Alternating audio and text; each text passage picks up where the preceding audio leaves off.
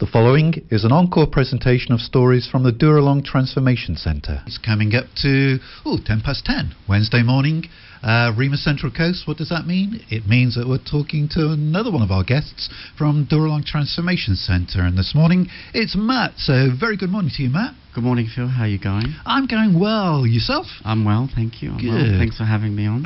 It's our privilege. I really mean that. It is our privilege. Some of you guys have such inspirational stories. How long have you been at Dooralong, Matt? I've been there just over 6 months this time. I was there initially last year for nearly 2 months when I left due to sort of, ideological differences. So we've had a few guys who are on Dooralong the second time around, and you're one of those, are you? Yeah. I mean, when I first went, I thought, well, I'm not coming back again. But unfortunately, that's the nature of addiction. It gets you each time. Exactly. And there are many people that have returned. Yeah. 2, 3, 4, 5 There's no times. shame in that. No, and the salvos keep welcoming you back as long as you ask for help. They will help you. Amazing people, aren't they? Yeah, they are. That surprises me. It surprises you? Well, it's hard. It's hard to see the motivation. There's a lot of resources, time, effort invested in this program. I know it does work, but it's hard. It's not. It's not a guarantee. And they're by not any doing stretch. it for the money, I don't think. No, I doubt that very much. So you wonder about their motive? I do. I do, and I guess that that comes from their faith. Yes. And as I said earlier, my faith is I'm a bit up in the air about it. So it's still a work in progress for you, isn't it? I mean, I was raised a Catholic, and I've got all that sort of baggage. That's right. The guilt. I shouldn't say that, but and so I like to look upon it as, well, look, the salvos have a strong faith in God, and that drives them to run this program in this centre. So that's what I have faith in them, because they have faith in.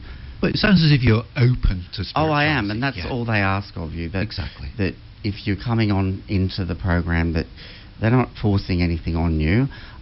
There are rules and there are things they expect you to do. It's just about keeping an open mind about everything. And part of recovery, part of our psyche is a spiritual part, and the salvos have their spiritual side, and that's what they like us to engage in. And a number of people, Matt, have said the same thing, really, I suppose, that they were surprised at the salvos because whether they had a church background or not, they had this idea of Christians as finger-wagging, pulpit bashers who are, sort of, unless you give up your drugs, you're going to hell sort of thing. And they were so blown away that there was just total acceptance and non-judgment. I mean, the lack of judgment is what's was what stuck with me, because that's unfortunately what I faced when my life went, when life went off the rails. That's when I faced a lot of judgment from people who I was surprised at, because I felt that I was still the same person. And in fact, they just didn't know what was going on in my life over the years. But suddenly, because they would be aware of this certain aspect of drug use, that I was suddenly an ogre. But that aside, the salvos don't take that stand, and even those people that don't work at the centre, those are in the churches, out in the community, their families, their kids, their the grandparents are there. They're just normal, and they're welcoming, and they accept you. And we'll talk more about that later. But you talked there, Matt, about when I went off the rails. How did you go off the rails? When did you go off the rails? Look, a few things happened in my life over the last few years, with a business failing, with some family relations breakdown, money problems, and I managed to get back to my old job, which was local, but I was in Sydney before that. But something just snapped in my mind. I don't know what it was, but I couldn't stop. I was back on track. I'm backpedaling a little. Back on track, I thought, but the drugs got hold of me, and I could not say no to it. I knew that it was going to caused some real problems with my career and my job and family, but I just couldn't stop. You were addicted. And then in the end, when things went bad, when I stopped work, I mean, it just made me want to use more, because I just had nothing else to do. What sort of drugs are we talking about? Well, ice was the main drug. I mean, I over the years I've used, amphetamines, and I've drunk a reasonable amount of alcohol. I mean, I've got an addictive personality. I'm addicted to sugar, to shopping, to, I can't open a pack of biscuits without finishing them. It's just the nature of the beast. Yeah. So when you were introduced to ice? Well, I was introduced to ice quite a while ago, though. Okay. I managed to keep it in check. I've used it on and off for 16 years. Oh. But when the chips are down, I just fell back onto it more and more. And the more I used, the harder the come down. So, yeah, it just became more and more difficult.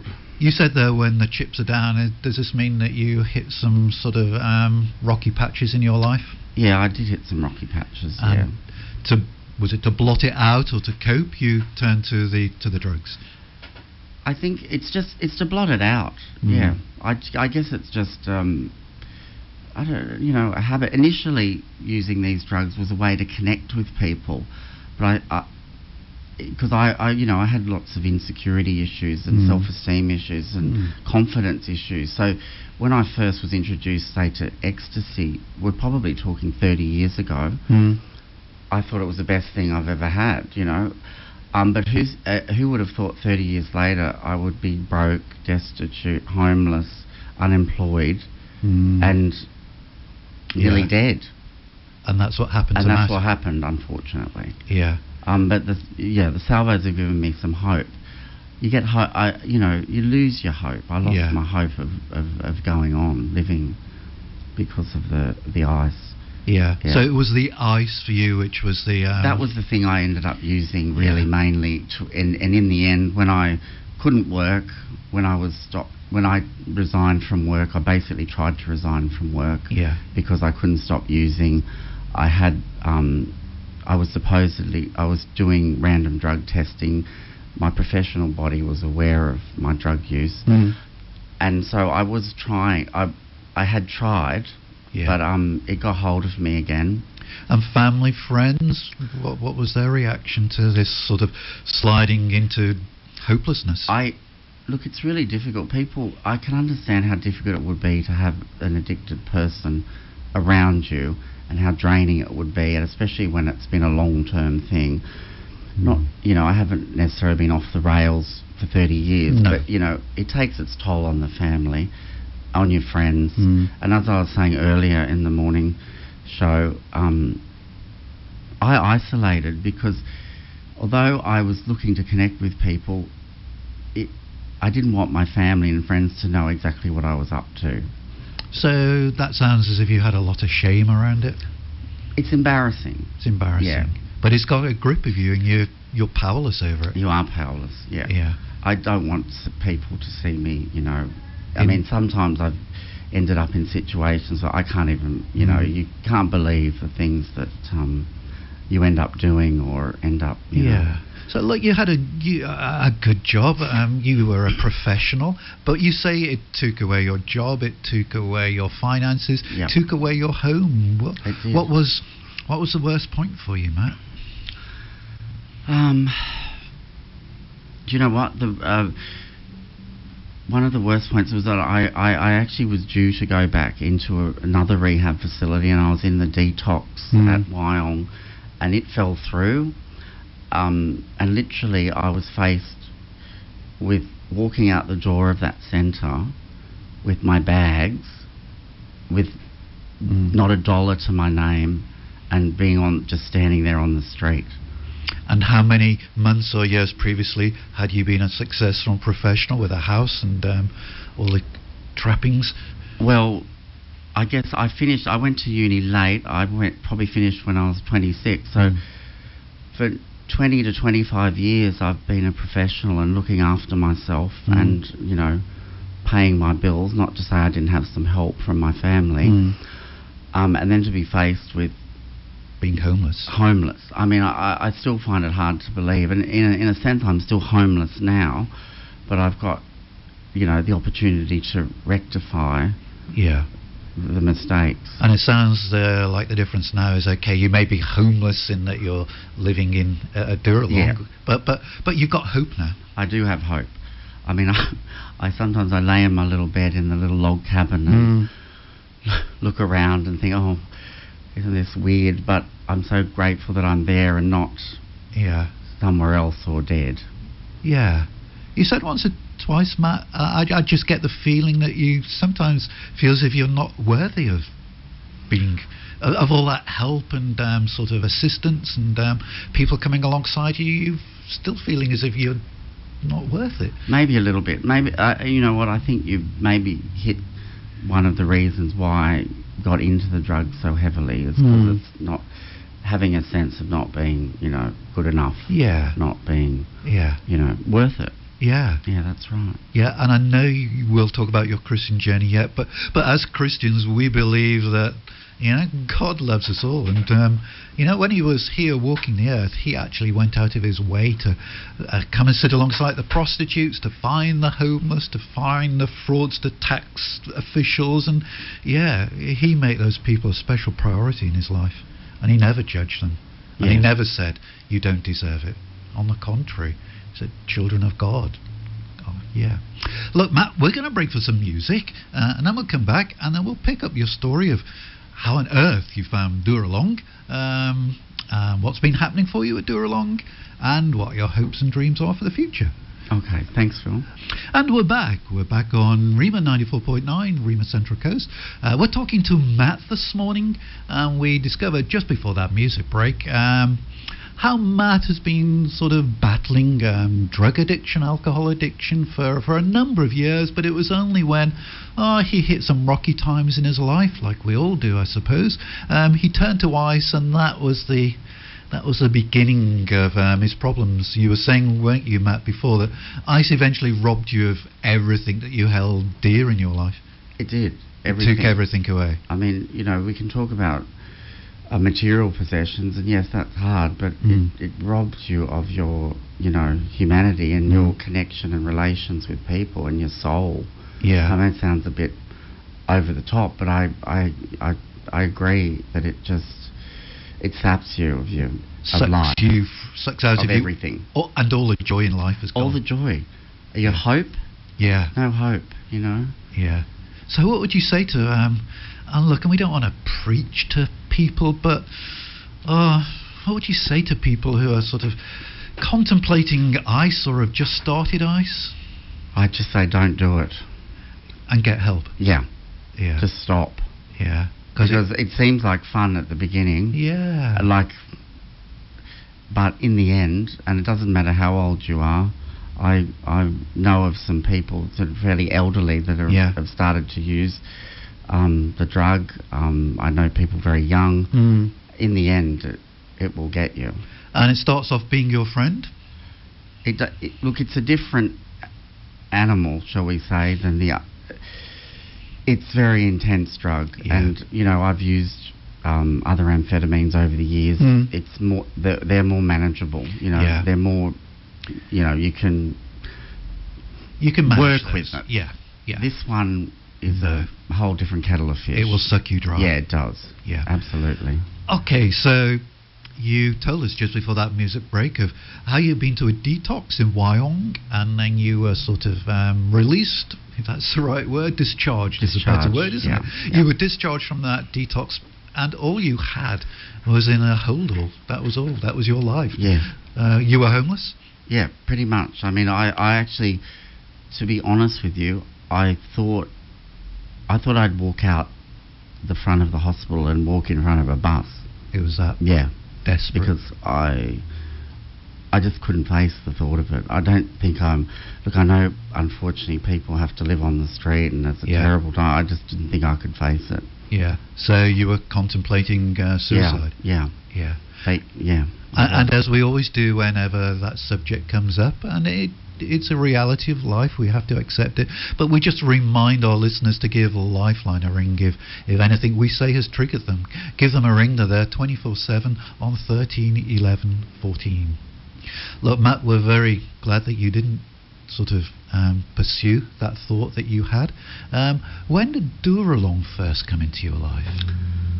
Well, I've currently been at Dooralong just over 6 months, and Yeah. this is the second time I have been there.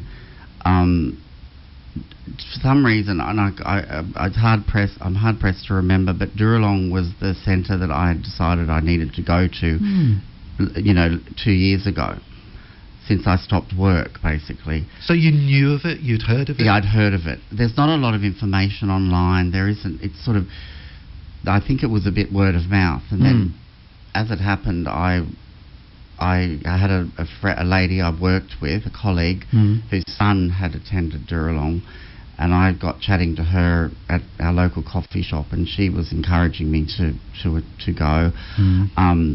It was quite a process to get in the first time.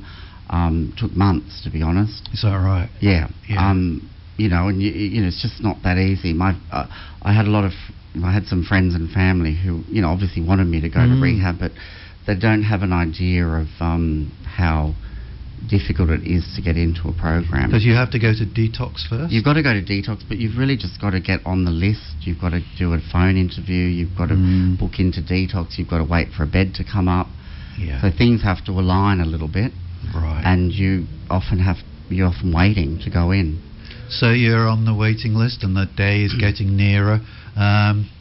What were your expectations of Dooralong? High, or just, I'll give it a go, see what happens? Look, I because of where my life had gone, I had some, a great deal of hope placed on the facility. But like anything, it's what you put into it is what you're going to get out of it. So it's not a magic wand. No. You can't just go and sit there for 6 months or however long and expect to just walk out, be a different person. So you have to work at it, work at changing, at transforming, because they don't like to call it a rehab, it's a transformation centre. That's right. So how long were you there the first time?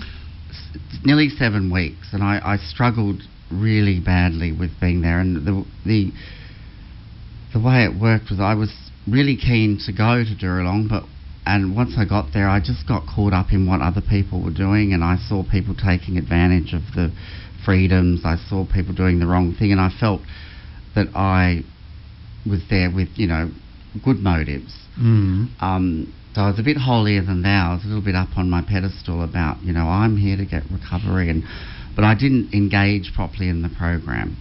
And in the end, I got frustrated and left. So when you say you didn't engage properly in the program, what did that look like? What weren't you doing that you should have been doing? I would miss chapel, I would miss group, I'd miss work.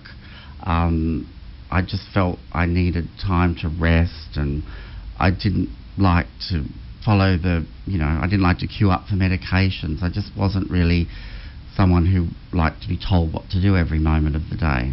Yeah. Even though I wanted to be there, I sort of was a catch-22. I did and I didn't. And how about the therapy side, the counselling side? Were you did you embrace that, or were you the initial keeping some of yourself to yourself? Yeah, I think I was, because there are 150 participants. I was actually in a little bit of shock the first time I went. I couldn't believe how many people there were. Someone told me there were 50. I think there are about 50 or 60 staff. There were 150 or so participants. So that, to me, was over the top. I didn't cope well with it. Yeah. And I kept to myself, and I think I was a little bit withdrawn. It just carried through to me not. So after 7 weeks, you said, "Look, Matt, this isn't working. I can do better away from Dooralong." Well, they kept me in the induction phase, which is normally 3 to 4 weeks, and I was still there in week 7, so I was getting really antsy about it. And in the end, I thought, I'll do this myself. But I got on the train at Tuggerah, got off the train at Gosford, said hello to a friend who was on their way back to Dooralong, and then I went to the pub. I thought, I'll just have a little glass of wine. Just a little glass of wine. And then 3 months, I was back in the detox and What happened to you during that 3 months? I literally, I won't lie, I started using again that night that I left, the day and the night I left, and I ended up in, emergency accommodation. It ended up, God bless her, my mother had me back, and I had to stay, I stayed with her, but I really was still using drugs during that time. And I was sort of trying to get back into rehab, but I didn't want to go to Dooralong. I was really anti-Dooralong, and in the end, I only went there because I had nowhere to go. But when they agreed to take me back, I decided to change my mindset about being there. So during that 3 months, or perhaps towards the end of that 3 months, you were saying to yourself, look, I should give it another go. Yeah. And what I did, and what I told myself was all the things I was annoyed about, I looked at it from a different perspective. There were a lot of freedoms at Dooralong. Your leave, your meetings, your day leave, you've got visitors coming. All I could see before were people taking advantage of that and doing the wrong thing. And then I thought the only reason some of these problems are occurring is because we've got these freedoms. So I looked upon it from a different perspective. So that 3 months sounds as if it might have been quite important therapeutically, that you changed your mindset. Perhaps it was a necessary sort of working through your own issues before you went back to Dooralong. Yeah. Look, I know the theory is you've got to hit your rock bottom, and each time you go out and you get back on the drugs, you hit a harder rock bottom. I'm not sure if I agree wholeheartedly with that sentiment. I mean, I guess to me, rock bottom, I suppose, is not being here anymore. That would be the final rock bottom. And I guess things can always get worse. Yeah. So what happened when did you phone them and say, look, were you very sheepish? Look, it's Matt here. You may remember me 7 weeks ago. Oh, they remembered me, yeah. And what was their attitude? Well, actually, it was Barry. Barry was... they were good. I just basically rang...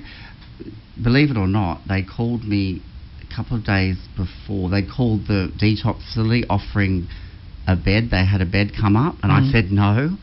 I said, no, I won't go back to Dooralong. But then the next day, I literally had to call them with my tail between my legs and say, look, I have nowhere to go. And I said, we had some differences, but I'm faced with homelessness, and will you have me back?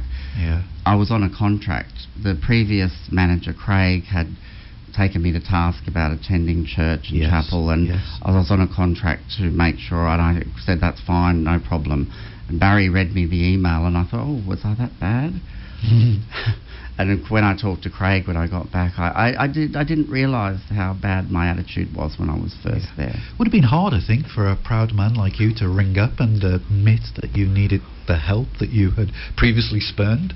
Well, it was, but I was faced with being on the street, No choice. Also, and I know that the salvos welcome you. You only have to ask, and they don't judge. So you go through those gates for a second time. How different was it this second time? Started very rockily. I was sort of, I knew what to expect, but at the same time I was mortified that I was back.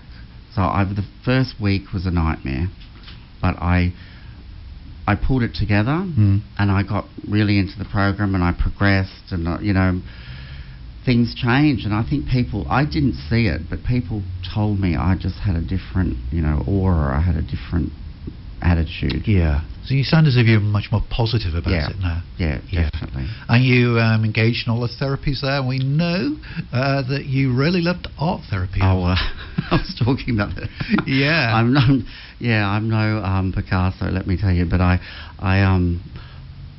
enjoyed it because it was the group dynamic that we had, and you could see people doing all sorts of kooky things, and I did a silly mixed media painting, which as I said, I'm proudly hanging on my wall next to the portrait of my photo of my dog Charlie, who thankfully Mother looks after at the moment. So look, I did enjoy that. Look, the groups are good too. You're basically with a bunch of guys all from different backgrounds, Yeah. all with different stories. And, you just get things off your chest, and Yeah. they're trying to teach you some more, tools to live Yeah. life in a better way. And at one level, you're all the same, aren't you? Because whether Yeah. you're from the, Exactly. the highest and proudest with the most, super job ever, to somebody perhaps other people say at the other end of the scale, but what binds you is that you are all addicts. Yeah. And before that addiction, you were all just, you're the same, aren't you? Yeah, we are all the same, and that's the thing. We have all come from different, backgrounds, and different our journeys. Every single one is different, but the key thing is that we all end up in a facility like Dooralong, not because we've lived not because we've made all the right choices, but because things have happened and we've got addictions. So you've exceeded the 7 weeks now. How long have you been there for this? On the second? I'm in my 7th month. Wow. So 7 weeks, 7 months. Weeks, bit of a difference. Yeah, it's quite a shock. It Yeah. goes, look, believe it or not, it goes quite quickly. A bit like life. And how is Matt now, 7 months later, different than Matt version 1? I mean, I've got hope. I've got some desire to move on with life and restore some of what I had, especially with relationships, Yeah. with family, with friends, get another place to live, get back to work, be a productive member of society, and, go about life sort of with clear eyes. Okay, let's break for some more music. We'll come back to Matt, and then we'll just chat about what his hopes and dreams are for the future. And now that there is hope back in your life, Matt, which sounds as if it's been missing for quite some time. Yeah, the hope had gone. The hope has gone. It's come back. Let's have some music.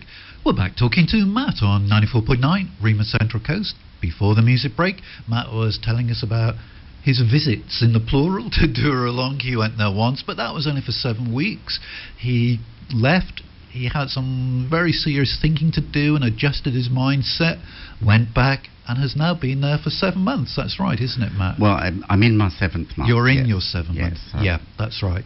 So, looking now towards the future, you were at one time, or you did at one time, seem to have it all. You had a good professional job, you had a house, you had money in the bank, and it was all good. Is that what you are wanting when you leave Dooralong? Or have your values changed? Are there things which are not as important to you now as perhaps previously were? It's not that I want money in the bank, it's more that I had a little bit of security, and I would like that again. And I also would like to be a contributing member of society, working, looking after myself. Yeah. Potentially looking after my mum as she gets older. I mean, it's frustrating to know that you've been I've been functioning. Yes. Up to a point. Yes. And that I have lost a lot of that, and I'd like to get it back. Yeah. So you just want to live life to your fullest potential. Yeah. And sober. Enjoy the ups and downs without the blur of the hangovers and the come down of the drugs, and it's not natural.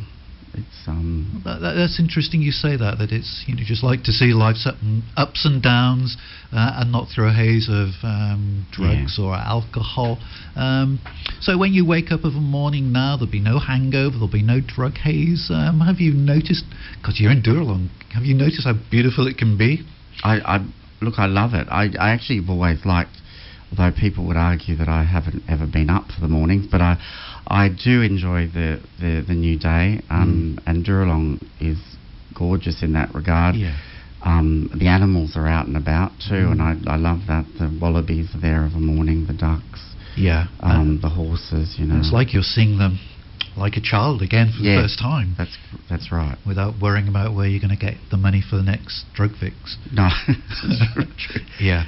So look, we talked briefly about or you mentioned that you go out to churches on Sunday, and there's chapel night, of course. And we were talking right at the outset about how you have been surprised by the salvos. So you sound as if you're still very open to that idea of spirituality, although you're the first to admit that you're just dipping your toes in the water. Yeah. I mean, it's a difficult one. I'm sitting on the fence as far as the faith side goes. But I am curious because of what it has obviously done to the salvos, and how the faith the salvos have translates into this transformation centre and to this inclusive community. That seems to have made a big impact on you, that you sort of keep coming back to that question: what motivates these people? Why are they, It does. I still can't answer that question. Yeah. It does. It does. It weighs on my mind, but it's there as a curiosity all the time. Yeah, because like we were saying before, they could earn far more money, I guess, in the private sector somewhere else, but they choose to do what they do. You'd think it'd be a little less stressful working in an office than dealing with 150 addicts on a daily basis. Yeah. And we know, of course, that if we ask them why they're doing it, they would say because this is the sort of thing that Christ would have done if he'd have been on there. Yeah, that's right. Yeah. So that's an area of your life that you're still working through. You've been there now in your 7th month. How much longer do you think you will be there? Probably a couple more months, I think. I'm trying to sort out my professional registration in order to go back to my job, which has been held for me all this time. Well, that's good, isn't it? So I've had some good support from my managers at work. Yeah. And they've had faith in me as well. Yeah. It sounds as if your mum is an important person in your life. Yeah, she's been a strong support. I mean, unfortunately, she's had some pain through my addiction, as have I, but as have other people. But she's stuck with me. Yeah. Despite everything. And now you, as she enters the sort of the more mature years, you want to be there for her. Yeah. Yeah, she I don't like to say that, but she's in her early 70s, but you wouldn't know. You wouldn't know it. You wouldn't know it at all. She's still young. Yes, she is. Was it 70s or the new 50? I think. Yeah, that's what they say. I think 50's the new 30. That's what I'm clinging to. All right.